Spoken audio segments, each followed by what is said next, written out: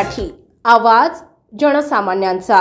Daund SRPF group क्रमांक 5 येथे विविध विकास कामांचं भूमिपूजन आणि उद्घाटन आमदार राहुलदादा कुल यांच्या हस्ते संपन्न झाले।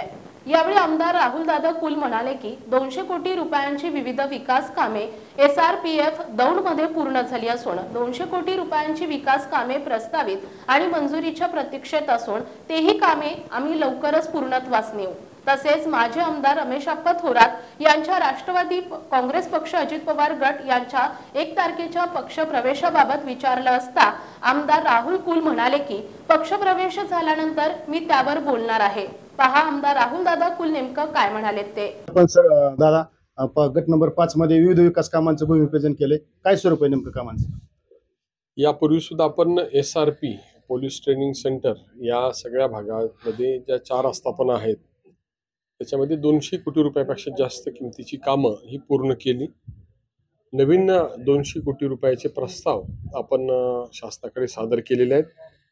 पोलीस हाऊसिंगच्या संदर्भातली हिअरिंग आम्ही लवकरच लावतोय आणि सार्वजनिक उपक्रम समितीची सुद्धा भेट या भागामध्ये आपण करणार आहोत आणि त्या माध्यमातून या सगळ्या कामांना गती देणार आहोत। आज या गटांना जी 7 वाहनं मिळाली त्याचं अर्पण करण्याचा कार्यक्रम आज संपन्न झाला।